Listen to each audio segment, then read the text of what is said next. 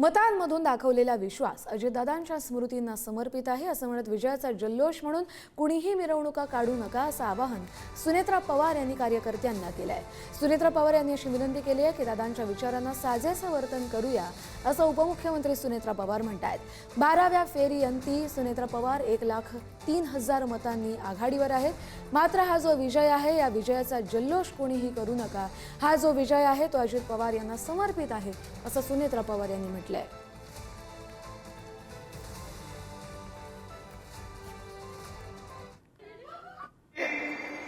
आजच्या जगात अप्रस्तुत होते।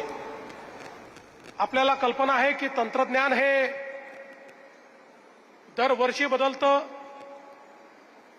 अनेक वेळा ते दर महिन्याला बदलतं, प्रत्येक क्षणाला बदलतं आणि साधारणपणे आपण जर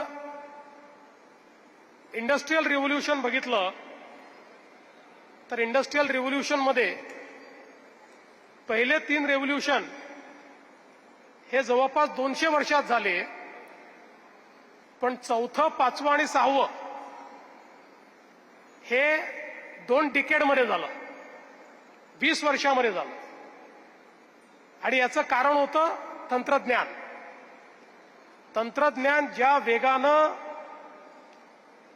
आपल्या संपूर्ण जगाला, प्रशासनाला, आपल्या राहणीमानाला, प्रत्येक गोष्टीला बदलत आहे। आपल्याला कल्पना असेल की साधारणपणे 99 ते 2000 सालात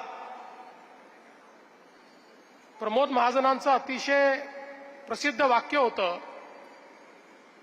की साक्षरता म्हणजे ज्याला अक्षर वाचता येतं तो आताच्या जमान्यात साक्षर नाही, ज्याला इंटरनेट समजतं तो आताच्या जमान्यात साक्षर आहे। आता ही भूमिका बदललेली आहे। इंटरनेट जुनं झालेलं आहे।